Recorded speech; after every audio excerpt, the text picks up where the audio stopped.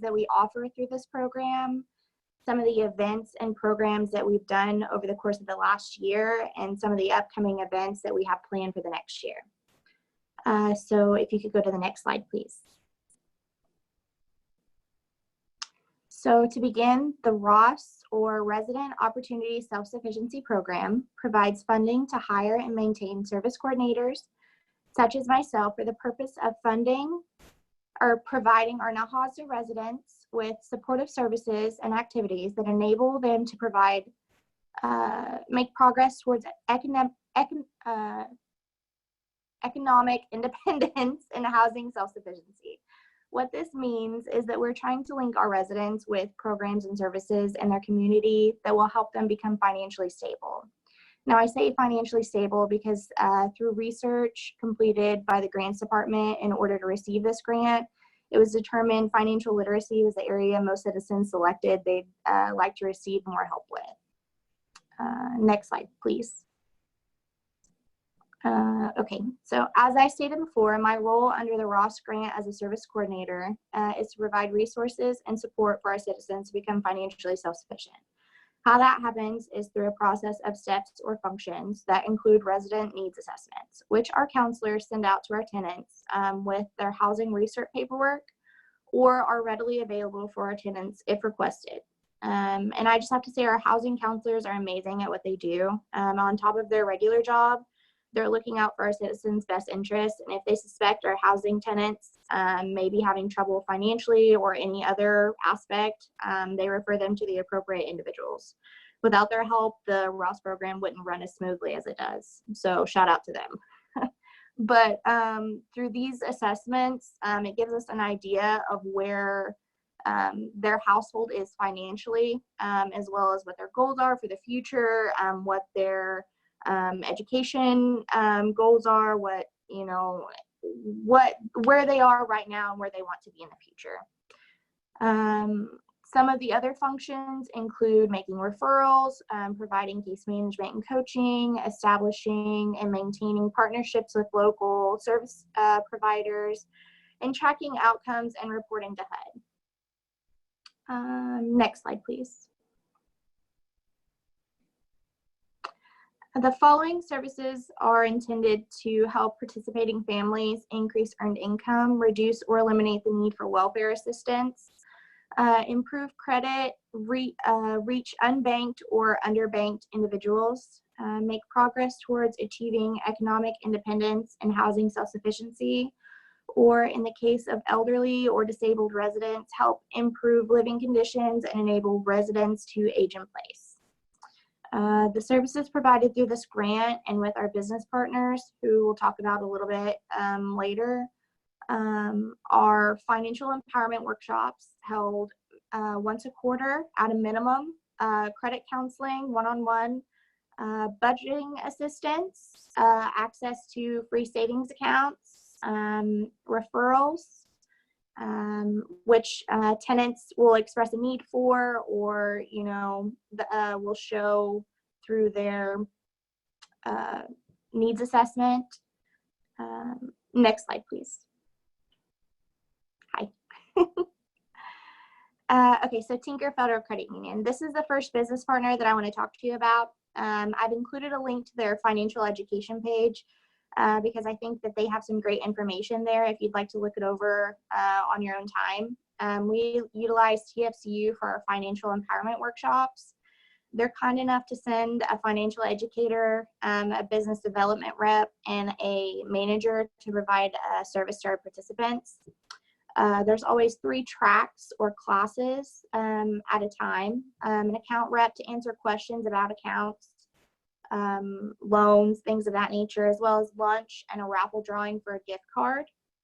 Due to the COVID issues we're facing right now, we've been unable to host the workshops due to the complex being closed to the public. So TFCU has set up videos on their Facebook page for individuals to access, or we can also offer classes over Zoom. Next slide, please. So these are a few of the classes that are offered during the workshop. If anyone is interested, as a staple, I always try to include topics such as credit or budgeting when scheduling the workshop. But if there's enough interest in a particular topic, I'll choose what the participant wants to learn about. So there's things about car buying, about buying a home, about I mean, there's so many different, like, there's such a wide array of topics to choose from. There's just so many to pick from. If you could go to the next slide, please. Okay, so Native Asset Coalition, or Oklahoma Native Asset Coalition. I started working with Christy Fensel, who's the director of ONAC, last year after attending the annual meeting. And I just have a huge appreciation for what she and ONAC are trying to do. They are a nonprofit Native Asset Building Coalition that works with tribes and partners interested in establishing asset building initiatives and programs in Native communities for purpose of like creating greater opportunities for economic self-sufficiency for tribal citizens. I know I talked about this somewhat when I attended the last meeting, but we were awarded a grant through ONAC in order to fund 30 emergency savings accounts at $300 each. For individuals who receive financial education through the R.O.S.S program. With Christy's help, we were able to get this rolled out a little earlier this year because of the COVID issues that we were facing. And so we were able to get them funded. I want to say we just got the last one funded Friday. But so all of those 30 have been rolled out. Over the course of this next year, we will be working to educate not only, do the adult financial education classes again, but we have another grant for minors. We will do 30 minor 529 college savings plans at $100 each. And so they will also have to be going through a type of financial education as well.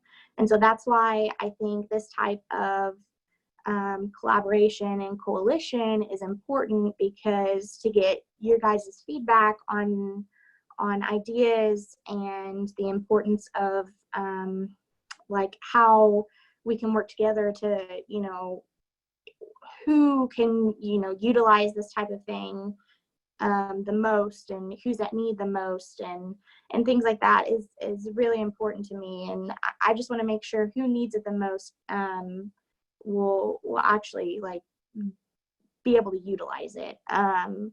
So if you guys can get back with me, I would really appreciate that. Next slide, please. I have left my information.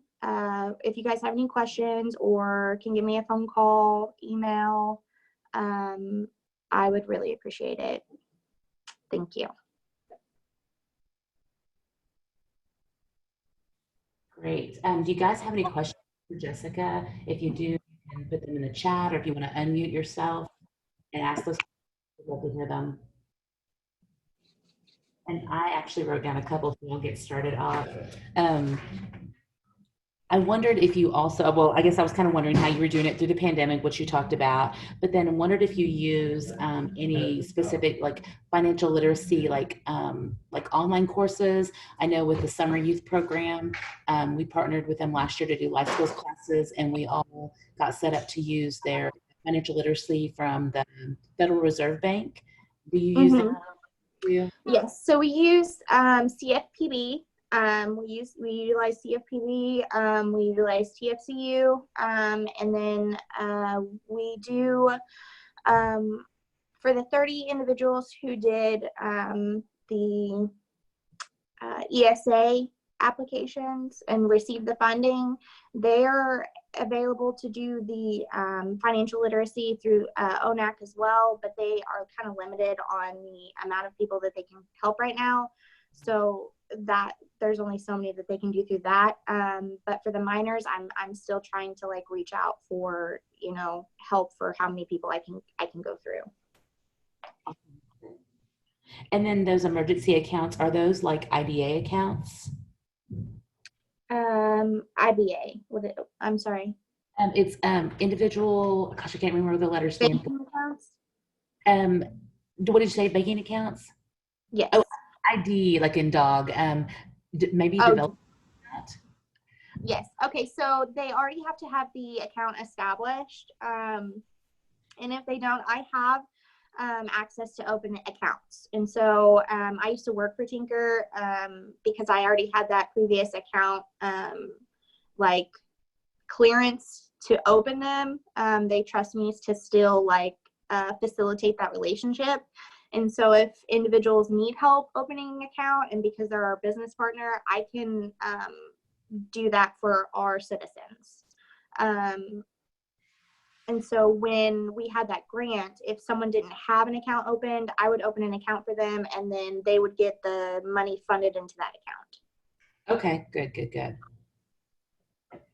And then one other question that I had written down was about the student account. Do they need to be also like utilizing tribal housing to be a part of that, or it can be anyone? Okay, so the ONAC grant, they do not. For the R.O.S.S program, yes. So, okay, so it's kind of hard to explain because to be on the R.O.S.S program, you have to be an AHASA participant. I have two separate grants. I have the R.O.S.S grant and the ONAC grant.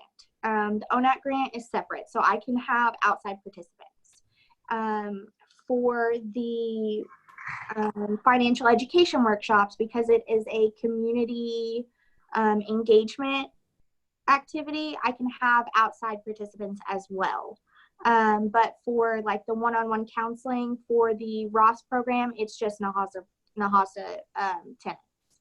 Now, the minors and things like that, that can be outside of the NAHASA residents. So yes. Awesome. Does that make sense? Yes, definitely. Yeah, I thought you said that, but I wasn't sure. I wanted to make sure I heard it correctly. Good. Yes. Does anyone else have any questions that you want to ask Jessica?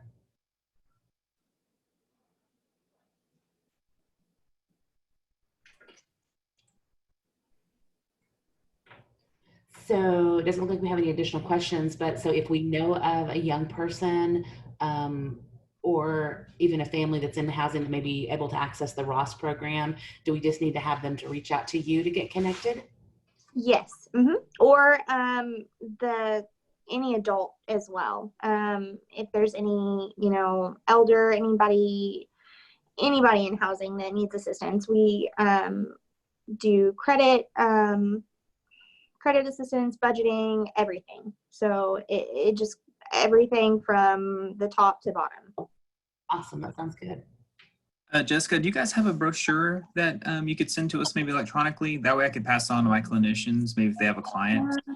I don't, but I can build one and send it over to you. Okay, that'd be awesome. I have a business card that I can send over in the meantime, but I can build one over this week and I can send it over to you. That'd be awesome. I appreciate it. And Jessica, if you want to share that with all the TCYC, when you get that, just shoot that through to our email.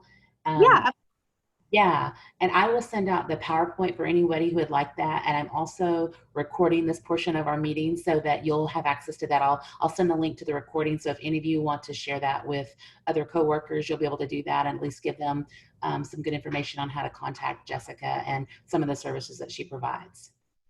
All right. Thank you, Jessica, so much. Thank you. Let me stop.